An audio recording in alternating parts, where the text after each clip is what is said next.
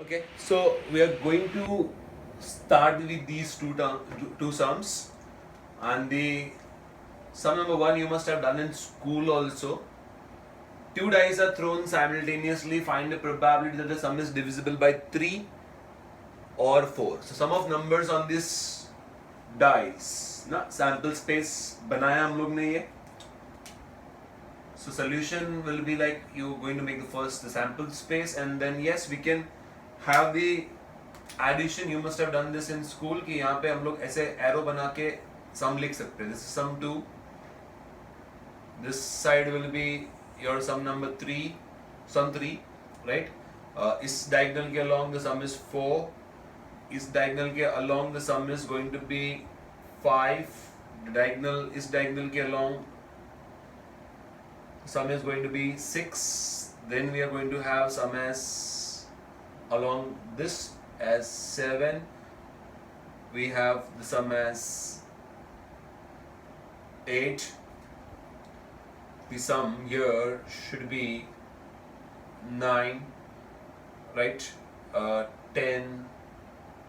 We have 11 along this, and the last element is having the sum of numbers on it as 12. Okay, तो हम लोग को sum divisible by 3 चाहिए and sum divisible by 4 चाहिए. So let A be the set where we are going to put event where we are going to say sum is divisible by 3. तो n of a कितना हो जाएगा हम लोग वो find कर सकते हैं, या प्रोबेबिलिटी ऑफ a भी हम लोग डायरेक्टली फाइंड कर सकते हैं, बाद में ही करते हैं. b is the event that sum is divisible by 4. So we are going to have either the elements divisible by 3 or the elements where the numbers sum of numbers is divisible by 4. So p of a union b हो जाएगा p of a plus p of b minus p of a intersection b. Right? That is the formula. Why this is needed? Why that intersection has to be subtracted? Because there will be numbers which are divisible by both 3 and 4. And yes, that LCM is 12. तो 12 में जो अपने पास sample point है 6,6, वो हम लोग 3 के साथ भी काउंट करने वाले हैं, वो हम लोग 4 के साथ भी काउंट करने वाले हैं. राइट? देखो, I am going to first take the sum which is divisible by 3. So we have two elements here, right? So ये हो गया sum divisible by 3. 2 यहाँ पे आ गया. Then we have 6. 6 means it is also divisible by 3. तो हम लोग के पास 5 elements यहाँ पे है. sum divisible by 3 मतलब 9 भी ले सकते हैं. 4 element यहाँ पे है. sum divisible by 3 मतलब 12 को हम लोग गिन सकते हैं. So हम लोग के पास 2, right? And then we have 5, 7, 7, 4, 11, 11, 1, 12. So यहाँ पे आएगा 12 by 36. Then we say probability that sum is divisible by 4. Sum is divisible by 4. तो हम लोग के पास ये आ गया 3, 3. Then we go to 8. 8 मतलब 2,6, 3,5, 4,6,2. ये वाला diagonal आ गया. इस diagonal में 5 elements है, and then comes 12 again. So we'll count it right now along with the multiples of 4. तो यहाँ पे 3 हो जाएगा. यहाँ पे हम लोग के पास 5 है, 8, 8 and 1 we have 9. So we have 9 by 36, and as you have seen while taking the sample points, 3 plus 5, you're going to get 8, 8 and 1, 9. This was earlier also counted with the multiples of 3. जब 3 का हम लोग ले रहे थे, 6 का ले रहे थे, 9 का ले रहे थे, तभी वो उसको हम लोग ने काउंट किया है. तो उसको 2 बार काउंट किया है वो एक ही sample point. So it is counting error which will rectify by subtracting a intersection b. Probability is 1 by 36 there. So 12 plus 9, we're going to do 21. 21 minus 1, it's 20 by 36, which can be reduced to 4 5s are 4 9s. So we have 5 and 9. Okay, simple problem जहाँ पे हम लोग addition theorem apply कर रहे हैं. Yes, second उन्होंने बोला हुआ it is neither divisible by 3 nor 4. ना तो 3 से डिविजिबल होना चाहिए ना तो 4 से डिविजिबल होना चाहिए. तो वैसा हम लोग बोलेंगे कि ये हो जाता है A intersection dash A dash intersection B dash. Previous video में देखा, इसको हम लोग लिख सकते हैं 1 minus P of A union B. तो ना तो 3 से डिविजिबल होना चाहिए ना तो 4 से डिविजिबल होना चाहिए. तो दिस इज आइदर 3 और 4. उसको सबट्रैक्ट कर दो तो आपको मिलेगा 4/9 complementary to that. So that is 4/9 and the probability of A is 5/9. यहां पे आते हैं हम लोग. Probability that a student solves the problem is 2/3.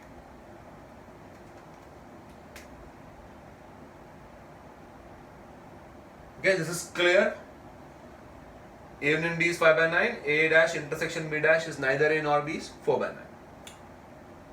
Then we move to this question where we say probability that a student solves problem A is 2/3. So we take A as the event that student solves problem A.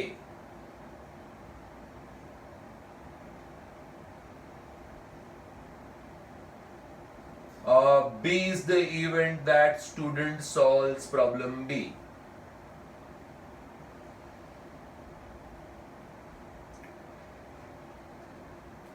Okay, so we say student solves problem A, student solves problem B. और probability of event A जो है वो हो जाएगा 2/3. probability of event B जो है वो हो जाएगा 5/9. नहीं, ये गलत है. बिकॉज उन्होंने ये तो दिया है कि probability that student solves problem A is 2/3. Student solves problem B अपन ने इवेंट बी लिया है, बट दिया है गिवन में ऐसा दिया है कि can not solve. So probability that student solves problem A is 2/3, can not solve problem B is 5/9. So B dash is that event जो हम लोग को लेना चाहिए. B dash is the event जो इसका कॉम्प्लीमेंट्री हो जाएगा. Student does not solve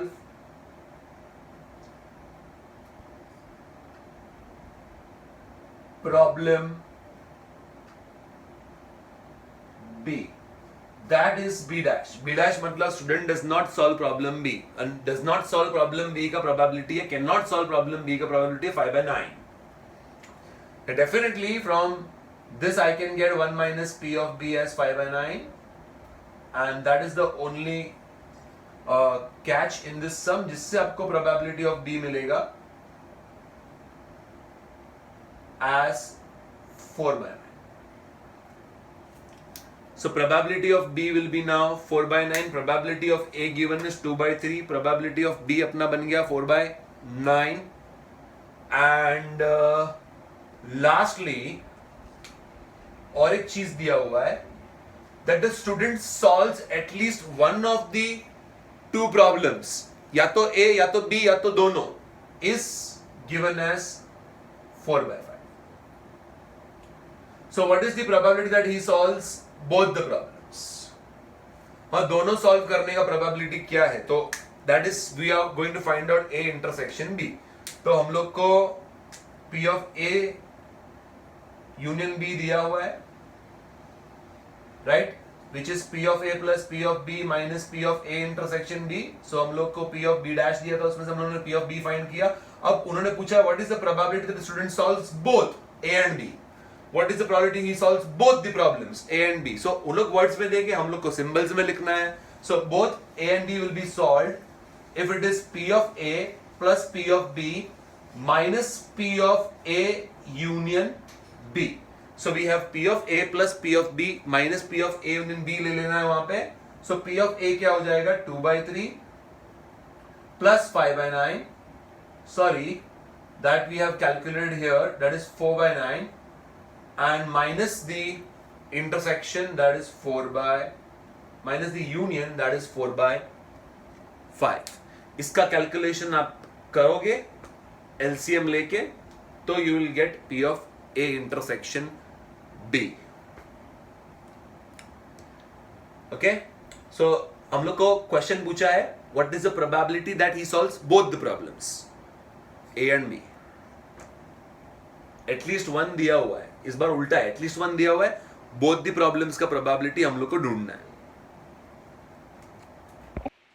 okay, so last two sums on this concept we are doing addition theorem.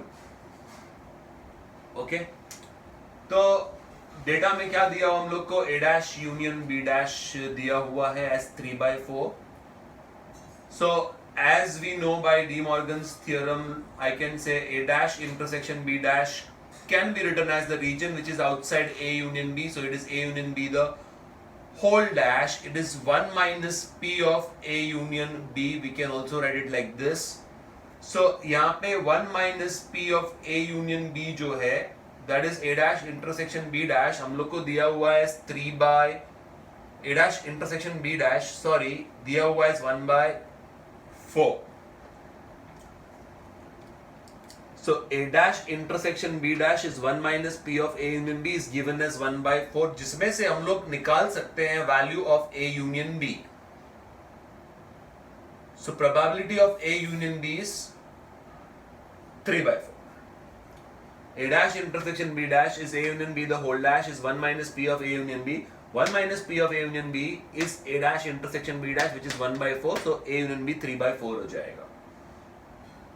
अच्छा, अगर हम लोग A dash union B dash में सेम चीज करें तो इसमें by De Morgan's law अंदर उल्टा हो जाता है. It becomes A intersection B the whole dash. Set theory में ये किया है अपन ने, De Morgan's law logic chapter में भी किया हुआ है, तभी भी हम लोग ये लॉ यूज करते हैं. नेगेशन P और negation Q is negation P and Q. Okay, so in this case it becomes 1 minus P of A intersection B, जो कि हम लोग को दिया हुआ है 3/4. तो जिसमें से I can find out P of A intersection B which is 1/4. So इसका कॉम्प्लीमेंट्री है A intersection B, right? It is A intersection B the whole dash. So it is complementary to A intersection B, इसलिए A intersection B का remaining आएगा 1/4. ये है complementary to A union B, इसलिए उसका remaining है 3/4. So I have got A union B, I have got A intersection B, I have A, I can find B. So by formula, P of A union B is P of A plus P of B minus P of A intersection B. ऐसा formula based sums आ सकता है on addition theorem. So A union B अपना है 3/4, P of A 1/3, P of B नहीं है, find करना है. P of A intersection B, A intersection B यहां से हम लोग ने फाइंड किया, ये रहा 1/4. So that gives me 3/4 and 1/4 add हो जाएगा. We're going to get 1. Okay, so P of B will be equal to 3/4 will be added with 1/4 becomes 1. 1 minus 1/3 is 2/3. ये आप डायरेक्ट कैलकुलेशन कर सकते हैं, आसान है. After putting in the values of A union B, A and A intersection B, it becomes 1. 1 minus 1/3, 2/3. Probability of B is 2/3. So that we have just realized. अब हम लोग जाते हैं कि फाइंड क्या करना है. फाइंड करना है A intersection A dash intersection B. तो यहीं पे कर देता हूं मैं. A dash intersection B can be written as B. It is only B. B चाहिए और B में से A का पार्ट निकालना है. सो B में से बेसिकली A intersection B निकालना है. You take event B, from that you remove A. So you take B, we want only B, we don't want A. So you take B, from that you remove A intersection B. तो आसान है ये calculation, हम लोग कर सकते हैं. हमारे पास यहाँ पे 2/3 है. From that I am going to remove intersection which is 1/4. And finally what I get is 8 minus 3, 5/12. So अब लोग पहुंच गए. We have found only B. इसको बोलते हैं only B, which is B without A. So B without intersection.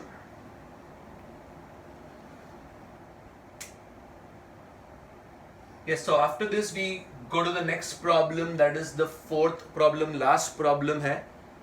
Last problem mein what they have asked is find out if a number picked up at random from the numbers 1 to 100, what is the probability that it is divisible by 3 or 5 or 10?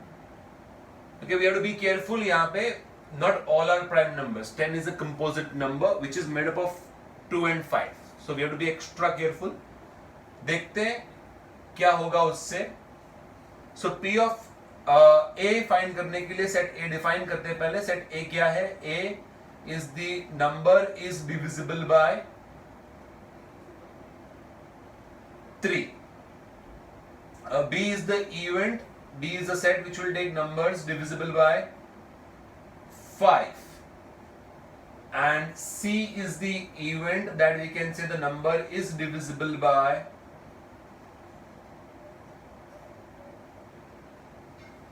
10. So in this, when I'm going to make the list, A में कौन से numbers आएंगे? देखो 3, 6, 9, जो भी अपने multiples of 3 है basically वो आएंगे 99 तक. कितने हैं हमारे पास ऐसे नंबर्स? 33 नंबर्स है. We can calculate that. So 99 तक हमारे पास नंबर्स है. 33 टोटल नंबर्स. बी के लिस्ट में क्या आएगा? Numbers which are divisible by 5, 10, 15, 20, 25 goes on 95, 100. कितने नंबर्स आएंगे इसके अंदर? आएंगे 20 number. 20 numbers, right, which are divisible by B. C. Yes, now from here you have to be careful because C में वो numbers आएंगे जो divisible by 10 है. 10, 20, 30 goes on till 100, but already ये 10 number इसके अंदर counted है. The numbers which are divisible by 10 are already divisible by 5. So यहाँ पे ये हम लोग को पहले से आइडियाज निकाल के रखना है कि यार ये दोनों तो सेम ही नंबर्स की बात कर रहे हैं. इनफैक्ट 5 में नंबर्स ज्यादा है as compared to the numbers which are there in 10. तो 10 के सारे नंबर्स यहाँ पे है. You have C as a proper subset of B ना. इससे हम लोग को मिलता है C as a proper subset of B. और एक चीज ध्यान में रखना है, B इंटरसेक्शन C, अगर दोनों का इंटरसेक्शन फाइंड करने जाओगे तो इंटरसेक्शन C आएगा. B इंटरसेक्शन C अगर तुम कंबाइन करने जाओगे तो 10 10, 20 20 यही सेट वापस मिलेगा. Because C is a smaller region inside B. इसका वेन डायग्राम बनाने जाओगे, खाली B और C की बात कर रहा हूं मैं, तो B और फिर अंदर आएगा C. तो if you try to find out the common region is the C region itself. ये आपको ध्यान में रखना है बिकॉज जब मैं फॉर्मूला अप्लाई करूंगा तो मुझे पूछा गया है इवेंट A और B और C अकर्स, उसका प्रोबेबिलिटी क्या है? 3 और 5 और 4. नंबर डिविजिबल बाय 3 और 5 और 10 इज प्रोबेबिलिटी ऑफ A और B और C, जिसमें आएगा P of A plus P of B plus P of C minus P of A intersection B minus P of B intersection C minus P of A intersection C plus P of A intersection B intersection C. Yes. Carefully, what we know that B intersection C is same as C. तो फिर ये जो है वो P of C ही है, बराबर है. यहां पे भी ध्यान देना, ये जो है वो A intersection B intersection C है. एसोसिएटिव लॉजिक में किया ही है. P and Q and R हो तो Q एंड R को पहले सॉल्व कर लेते हैं. चलो पहले सॉल्व कर लेते हैं B इंटरसेक्शन C को. तो वहां पे भी B intersection C is C, तो ये हो जाएगा A इंटरसेक्शन C. जहां जहां पे B इंटरसेक्शन C है बेसिकली वहां पे मैं C डाल रहा हूं, खाली C डाल रहा हूं because that's the truth. Now but because of that what is going to happen is ये हो गया P ऑफ C कैंसल्ड. ठीक है. और एक चीज कैंसिल होगा, यस, और एक चीज कैंसिल होगा, A intersection C gets cancelled with that A intersection C over there. Okay, so हम लोग के पास फिर P of A union B union C find करना है, तो you can take probability of A plus probability of B minus probability of A intersection B. Okay, इतना ही फॉर्मूला बचता है, बाकी सब because of the logic that B intersection C is C. जहां जहां पे मैंने B इंटरसेक्शन C दिखा, यहां पे C डाल दिया, A कट हो गया. A intersection B intersection C region is actually reduced to A intersection C region only, तो वो हम लोग ने डिलीट कर दिया है, and therefore I am reduced to this formula now. इतना ही है हम लोग के पास, इसको हम लोग को कैलकुलेट करना है. सो P of A क्या हो जाएगा, numbers divisible by 3, those are 33, plus P of B क्या हो जाएगा, numbers divisible by 5, those are 20, minus A intersection B क्या हो जाएगा, numbers divisible by 15. A intersection B मतलब numbers divisible by A and B both.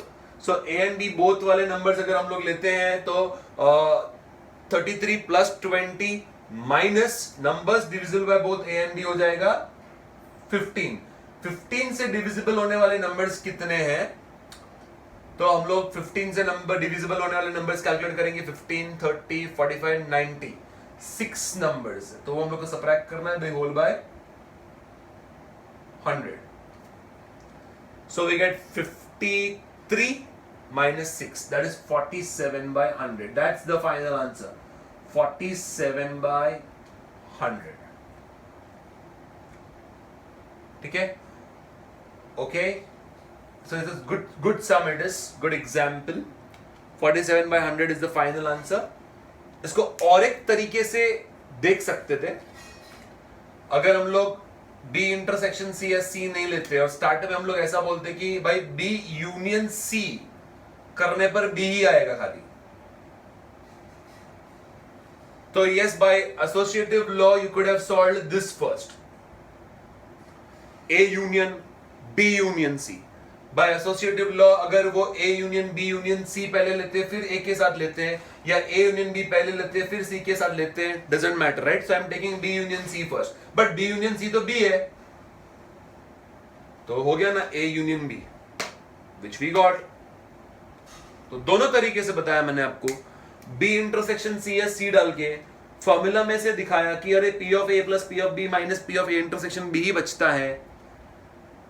तो अगर हम लोग यूनियन करके देखें B union C is B, तो B यूनियन C की जगह पे B डालेंगे, तो यस, एक्चुअली में it is P of A union B only.